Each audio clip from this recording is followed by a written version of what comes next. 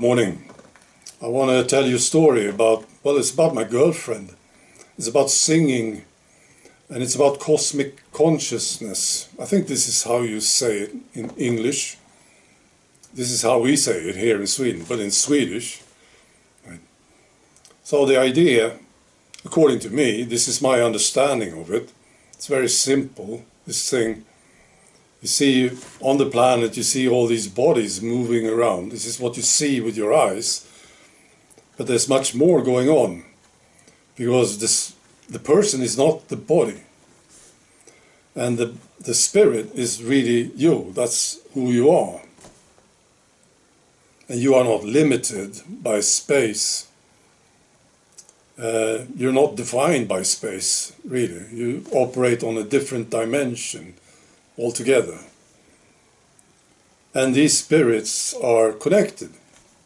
And there's a consciousness, spiritual consciousness. I think this is a better term for it. Cosmic consciousness, we're talking about cosmos, right? And cosmos is, of course, space. But spirits, they don't operate as space or in space. Like I said, they are on a different dimension.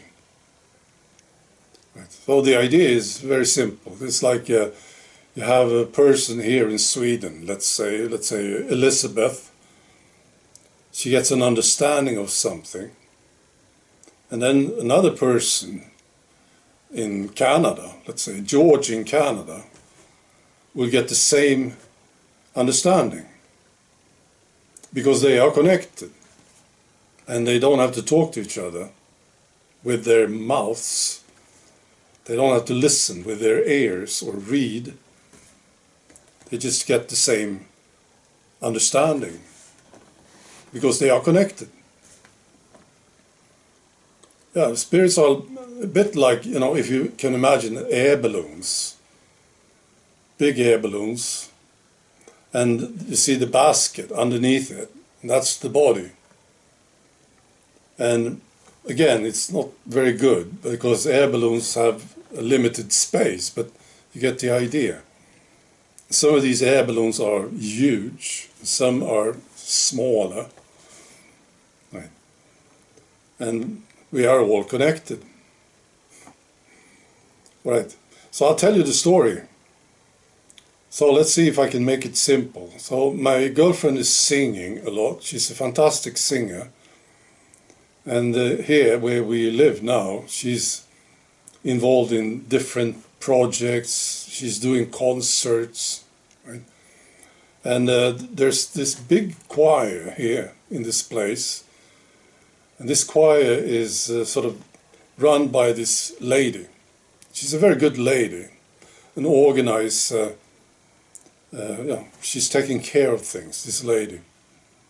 Now, my girlfriend being in the choir, she's getting more and more responsibilities because she's so good. Right? She's also very good at organizing things. They are good friends, right? And it's working fine. And then something happened. So my girlfriend became friends with two other ladies in the choir. They became very close friends. And they started singing together. These three ladies, and they all sing fantastically. And then they started to get gigs on their own, see. And now they are going to do this concert, and it's going to be pretty big, right? And when the choir boss lady got to know about it, she was all happy, right? But when my girlfriend was telling me about this, I started to pick up that there might be something going on. That the choir boss lady wouldn't like it, really. And that's what I told my girlfriend. Something might happen. That's what I told my girlfriend. Right. So, let's see if I can get this straight. So, my girlfriend is doing a gig regularly at a place. And she started to bring the other two ladies. So they did the gig together. This is a smaller gig, right? And the choir boss lady is sort of in charge of this gig, right? And then when this boss lady, the choir boss lady, found out about it, a bit later, she contacted my girlfriend and said, maybe not a good idea to include the other two ladies in this gig. I said immediately, well, there it is, right? She doesn't like it that you're doing something together. That it's going to grow, that you're sort of moving away, you're doing things on your own. She doesn't feel that she's controlling it. And my girlfriend said, no, I don't think this is a problem, right? But it did happen, right? And then I said, well, I think it will get worse, this thing. There will be more coming. So we talked about it, my girlfriend and I. And then something happened, right? We were talking about it and we were driving home. So we came home about 20 minutes later. And when we got home, there was a message from the choir boss lady saying, no, you can involve the other three girls, the ladies. It's perfectly fine. So she changed her mind during these 10, 20 minutes. Right? And she wrote that message just before we arrived home. Right. It's a funny thing, this thing with truth. I think the truth is like a tsunami, really. It just wipes away the lies, eventually or immediately. It's like a tsunami. And people are pretending, acting, right? But it doesn't matter if the truth, if you really hit the truth with something, it would just sort of roll over it.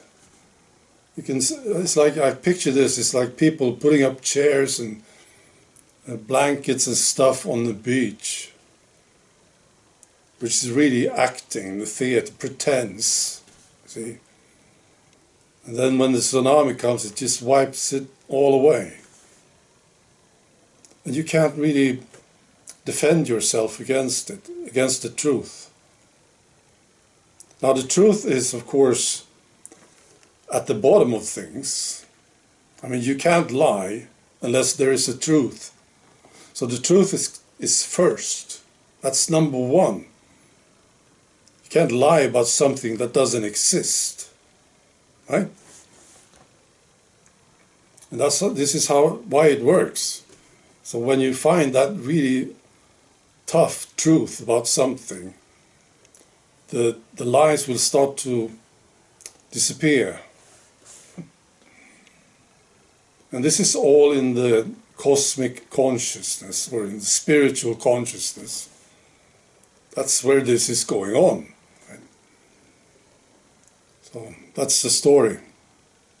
Now, of course, it can be a coincidence, of course, but I'm sure it's not. This choir boss lady was hit by the truth over the spiritual consciousness, and she just, bang, changed her mind about it. All right. Be good.